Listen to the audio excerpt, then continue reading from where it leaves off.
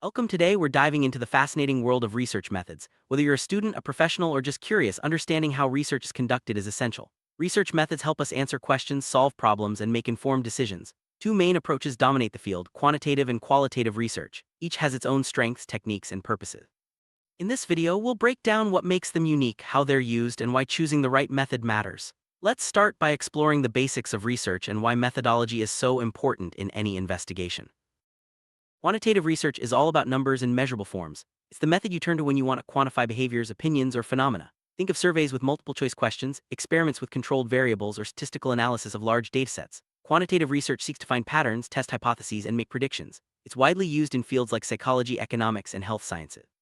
The results are often presented in charts, graphs, or tables, making complex information easier to digest. Next, let's see how this approach differs from qualitative research. Qualitative research, on the other hand, digs deep into experiences, meanings, and perspectives. Instead of numbers, it uses words, images, or observations to understand complex issues. Methods include interviews, focus groups, and content analysis. Qualitative research is ideal when you want to explore how people feel, why they act a certain way, or what their experiences mean. It's common in social sciences, education, and cultural study. The findings are rich, detailed, and often presented as themes or narratives. Now let's compare these two approaches side by side. What sets quantitative and qualitative research apart? Quantitative research is structured, objective, and seeks to measure and quantify. It's about breadth, covering large groups and generalizing results. Qualitative research is flexible, subjective, and focuses on depth, understanding individual or group experiences in detail. While quantitative data is numerical, qualitative data is descriptive.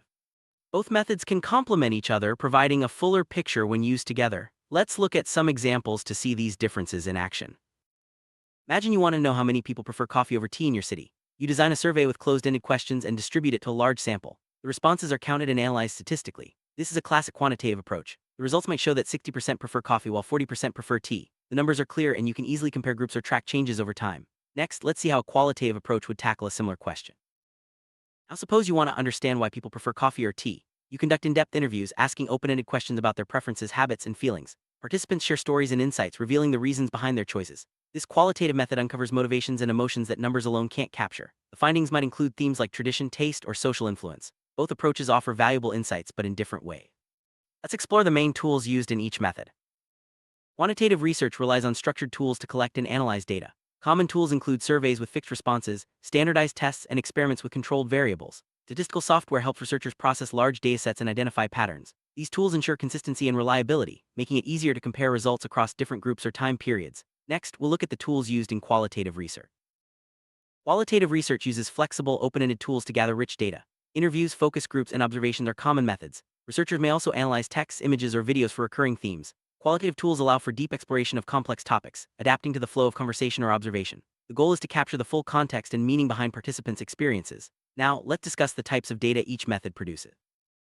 Quantitative research produces numerical data. This can include counts, percentages, averages, and other statistics. The data is often organized in spreadsheets or databases, making it easy to analyze and visualize. Researchers use graphs, charts, and tables to present their findings clearly. Quantitative data is ideal for identifying trends, making comparisons, and testing hypotheses. Next, we'll see what kind of data qualitative research generates. Qualitative research generates descriptive data, such as words, images, or observations. This data is often unstructured and requires careful analysis to identify patterns or themes. Researchers may use coding or thematic analysis to organize the information. The results are usually presented as narratives, case studies, or thematic summaries. Qualitative data provides depth and context, helping us understand the why behind the number. Now let's talk about sampling in both methods. Quantitative research, sampling is crucial for ensuring results are representative. Researchers often use random sampling to select participants, aiming for a large and diverse group. This helps minimize bias and allows findings to be generalized to a wider population. The larger the sample, the more reliable the results. Next, we'll see how sampling works in qualitative research. Qualitative research uses purposeful sampling, selecting participants who can provide rich, relevant information. The goal isn't to generalize but to gain deep insights into specific experiences or perspectives. Samples are usually smaller, focusing on quality over quantity. Researchers may choose participants based on characteristics, experiences, or expertise. Now let's look at how data is analyzed in each method. Quantitative data analysis involves statistical techniques. Researchers use software to calculate averages, correlations, and significance levels. The process is systematic and objective, reducing the risk of personal bias. Results are often summarized in numbers, making it easy to compare groups or track changes over time. This approach is ideal for testing hypotheses and making predictions. Next, we'll see how qualitative data is analyzed. Analyzing qualitative data is more interpretive. Researchers read transcripts, review notes, and identify recurring themes or patterns. Coding is often used to organize data into categories. The process is flexible, allowing for new insights to emerge as analysis progresses. Findings are presented as stories, quotes, or thematic summaries, providing a rich understanding of the topic. Now, let's discuss the strengths of each method. Quantitative research shines when you need objectivity, reliability, and generalizability. Its structured approach allows for large-scale studies and statistical analysis. Results are easy to compare and replicate, making it a favorite in scientific and policy research. Quantitative methods are especially useful for identifying trends, testing theories, and making predictions. Next, let's highlight the strengths of qualitative research. Qualitative research excels at exploring complex issues and capturing the richness of human experience. Its flexible methods allow researchers to adapt to new insights and dig deeper into participants' perspectives. Qualitative studies provide context, meaning, and understanding that numbers alone can't offer. This approach is invaluable in fields like psychology, education, and cultural studies. Now, let's consider the limitations of each method. Despite its strengths, quantitative research has limitations. It may overlook context, meaning, or individual differences. The structured approach can miss nuances or unique experiences. Quantitative methods are less effective for exploring new or complex topics where little is known. They also rely heavily on the quality of the measurement tools used. Next, we'll look at the limitations of qualitative research.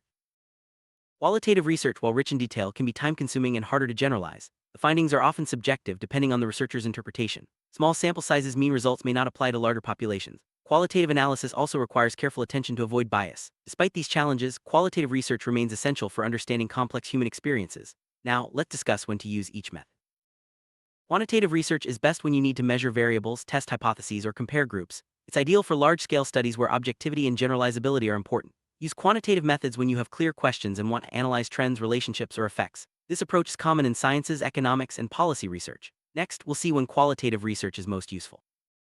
Qualitative research is the method of choice when you want to explore new topics, understand experiences, or uncover meanings. It's perfect for studying complex issues, generating theories, or gaining insights into behavior. Use qualitative methods when you need depth, context, and flexibility. This approach is widely used in social sciences, education, and cultural studies. Now, let's talk about combining both methods. Sometimes researchers combine quantitative and qualitative methods in a single study. This is called mixed methods research. By integrating both approaches, you get the best of both worlds, the objectivity and scale of quantitative data, plus the depth and context of qualitative insights. Mixed methods are especially useful for complex questions that require multiple perspectives. Let's look at an example of how this works in practice. Imagine a study on student satisfaction at a university. Researchers might use a survey to collect quantitative data on satisfaction levels, then follow up with interviews to explore students' experiences in depth. The survey provides broad trends while the interviews reveal the reasons behind those trends. By combining both methods, the study offers a comprehensive understanding of student satisfaction. Now, let's discuss the importance of research ethics. Ethics are a cornerstone of all research. Researchers must respect participants' rights, ensure confidentiality, and obtain informed consent. Both quantitative and qualitative studies require ethical approval, especially when dealing with sensitive topics or vulnerable groups. Ethical research builds trust and protects participants from harm. Next, we'll look at the role of validity and reliability in research. Validity refers to how accurately a study measures what it intends to measure. In quantitative research, validity is crucial for ensuring results are meaningful and trustworthy. Researchers use various techniques like pilot testing and statistical checks to enhance validity. High validity means the findings truly reflect the reality being studied. Next, let's see how validity applies in qualitative research. Qualitative research, validity is about credibility and authenticity. Researchers use techniques like member checking, triangulation, and detailed descriptions to ensure findings are trustworthy. The goal is to accurately represent participants' experiences and perspectives. Validity in qualitative research is less about numbers and more about depth and accuracy of interpretation. Now, let's discuss reliability in both methods. Reliability means consistency. If you repeat the study, you should get similar results. In quantitative research, reliability is achieved through standardized procedures, clear instructions, and reliable measurement tools. High reliability increases confidence in the findings. Researchers often use test-retest or inter-rater reliability checks. Next, we'll see how reliability is addressed in qualitative research. Qualitative research, reliability is about dependability and transparency. Researchers keep detailed records, use clear protocols, and may involve multiple analysts to check interpretations. The aim is to ensure findings are consistent and can be traced back to the data. While qualitative reliability is different from quantitative, it's equally important for building trust in the results. Now, let's talk about data presentation. Quantitative data is often presented using charts, graphs, and tables. Visual representations make it easier to spot trends, compare groups, and communicate findings clearly. Researchers may use bar charts, pie charts, or scatter plots depending on the data. Effective presentation helps audiences understand complex information quickly. Next, we'll see how qualitative data is presented. Qualitative data is presented through narratives, quotes, and thematic summaries. Researchers use direct quotes to illustrate key points and provide context. Visual aids like concept maps or diagrams can also help organize and communicate findings. The goal is to tell a compelling story that captures the richness of participants' experiences. Now, let's discuss the role of literature review in research. Literature review is a key step in both quantitative and qualitative research. It involves reviewing existing studies to understand what's already known and identify gaps in knowledge. A thorough literature review helps refine research questions, choose appropriate methods, and avoid repeating past mistakes. It also provides context for interpreting new findings. Next, we'll look at the importance of clear research questions. Clear, focused research questions are the foundation of any study. In quantitative research, questions often ask how many, how much, or what is the relationship. In qualitative research, questions explore how or why something happens. Well-defined questions guide the choice of methods, data collection, and analysis. They keep the study on track and ensure meaningful results. Now, let's discuss the role of hypotheses. Quantitative research, hypotheses are specific, testable statements about relationship between variables. They guide the design of experiments and statistical analysis. A good hypothesis is clear, measurable, and based on existing knowledge. Testing hypotheses helps researchers confirm or refute theories, adding to the body of scientific knowledge. Next, we'll see how qualitative research approaches hypotheses. Qualitative research doesn't always start with a hypothesis. Instead, it often begins with broad questions and allows patterns or theories to emerge from the data. This inductive approach is flexible and open-ended, encouraging discovery and exploration. Researchers may develop hypotheses as the study progresses based on what they learn. Now, let's talk about data collection techniques. Quantitative data collection uses structured tools like surveys, tests, and experiments. The process is systematic with clear protocols to ensure consistency. Researchers may use online forms, paper questionnaires, or lab equipment. The goal is to gather reliable, comparable data from a large number of participants. Next, we'll see how qualitative data is collected. Qualitative data collection is more flexible and interactive. Researchers use interviews, focus groups, observations, and document analysis. The process adapts to participants' responses, allowing for deeper exploration of topics. Data is often recorded as audio, video, or written notes. The aim is to capture the richness and complexity of human experience. Now, let's discuss the importance of reflexivity in research.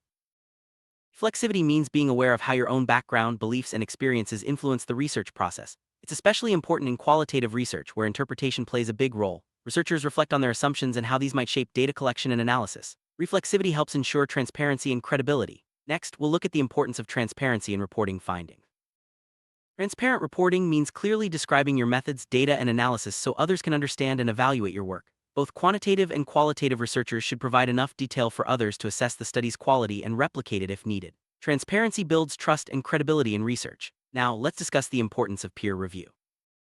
Peer review is a critical step in the research process. Before publication, studies are evaluated by experts in the field to ensure quality, accuracy, and originality. Peer review helps catch errors, improve clarity, and maintain high standards. Both quantitative and qualitative research benefit from this process. Next, we'll look at how research findings are used in practice.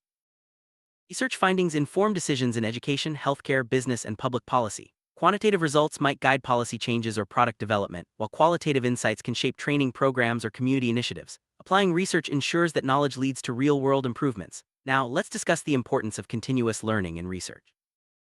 Research is an ongoing process. New questions arise, methods evolve, and knowledge expands. Researchers must stay curious, keep learning, and adapt to new developments. Continuous learning ensures that research remains relevant and effective. Whether you're conducting studies or applying findings, staying up to date is key. Next, we'll summarize the main points from today's video. Sum up: quantitative research focuses on numbers, measurement, and generalization, while qualitative research explores experiences, meanings, and context. Both methods have unique strengths and limitations. The choice depends on your research question, goals, and resources. Sometimes combining both approaches provides the most comprehensive insights. Now, let's reflect on how you can apply these methods in your own work or study. Think about your own projects or interests. Which method suits your needs? If you want to measure trends or test a theory, quantitative research may be best. If you're exploring new ideas or understanding personal experiences, qualitative research could be the way to go. Remember, the right method helps you answer your questions effectively and confidently. Next, let's look at some tips for getting started with research. If you're new to research, start by clarifying your question and reviewing existing literature. Choose the method that fits your goals and resources. Plan your data collection carefully and always consider ethics. Seek feedback from peers or mentors and be open to learning from mistakes. Research is a journey. Enjoy the process and keep improving your skills. Now, let's wrap up with some final thoughts. Understanding quantitative and qualitative research methods opens up a world of possibilities. Whether you're analyzing data or exploring stories, these approaches help you make sense of the world. Remember, good research is ethical, transparent, and always open to new ideas. Keep asking questions, stay curious, and use research to make a positive impact. Thank you for joining us on this journey through research methods.